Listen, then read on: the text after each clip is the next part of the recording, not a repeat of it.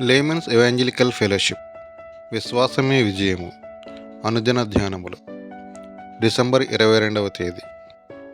ఓ విశ్వాసము లేని మూర్ఖతరమా! అందుకు యేసు, విశ్వాసము లేని మూర్ఖతరము వారలారా, మీతో నేనెంతకాలము ఉందును? ఎంతవరకు మిమ్మును సహింతును? వాని నా యొద్దకు తీసుకుని రండని చెప్పాను. మత్తయి సువార్త 17వ అధ్యాయము 17వ వచనం.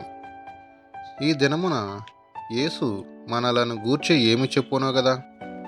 ఈ లోకములో జయకరంగా బ్రతుకుటకు ప్రభువు ఒక మార్గమును ఏర్పాటు చేసి ఉన్నాడు. మీరు విశ్వాసమును లిఫ్టులో ఎక్కవలయును. లిఫ్టులో మనిషి ఎక్కి చేయవలసినదంతయు ఏమనగా ఒక బొత్తమును నొక్కుటయే. అప్పుడు అది పైకి పోవును. విశ్వాసము కూడా అంతే. ఈ లోకములో జీవించిన దేవమానవుడైన యేసుక్రీస్తు ప్రభువు నందున్న విశ్వాసమే ఇట్లు చేయును. ఆయన మానవుల పాపముల కొరకు చనిపోవుటకే ఈ లోకమునకు వచ్చెను. పరలోకమునకు మార్గమును నీకిచ్చేదనని ఆయన చెప్పుచున్నాడు. ఆయన సిలువయే పరలోకమునకు తీసుకుని వెళ్ళే లిఫ్టు. నీవు నిజమైన పశ్చాత్తాపముతోనూ విరిగి నలిగిన హృదయముతోనూ సిలువ దగ్గరకు వచ్చినప్పుడు ఒక కార్యము జరుగును. ఇదేమిటి? క్రీస్తు ప్రభువునందు విశ్వాసముంచి వారిలో జరుగు అద్భుత కార్యము. ఆ కార్యము నా హృదయములో కూడా జరిగినది. నా పాపములను ఒప్పుకొంటిని. నా ఆత్మ గొప్ప వేదనలో ఉండెను. అకస్మాత్తుగా ఒక్క క్షణములోనే నీతి సూర్యుడు నా చీకటి జీవితము మీద ఉదయించెను. చీకటి తరిమివేయబడెను. దుఃఖము ఎగిరిపోయెను. క్రీస్తు నా జీవితములో రాజు ఆయెను. నా ఆత్మ నిండా సమాధానము ప్రవాహముగా వచ్చెను. ఈ అద్భుతము నీ జీవితములో జరిగినదా?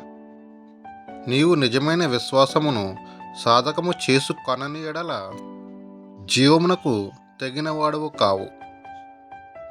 నేను మిమ్ములను లోకమునకు వెలుగుగా చేయబోచున్నాను అని ఆయన చెప్పెను. అనగా నేను మీ ద్వారా ప్రకాశించబోచున్నాను.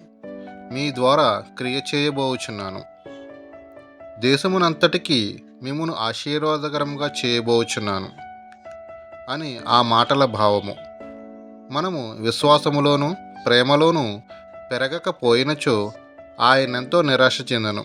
కాబట్టి వారిని జూచి విశ్వాసము లేని మూర్ఖతరమా అని చెప్పుచున్నాడు. విశ్వాసము లేకుండా దేవునికి ఇష్టులై ఉండుట అసాధ్యము. నీ కొరకును నీ కుమారుని కొరకును చింతించుచున్న దేవుడని నీవు మరచుచున్నావు.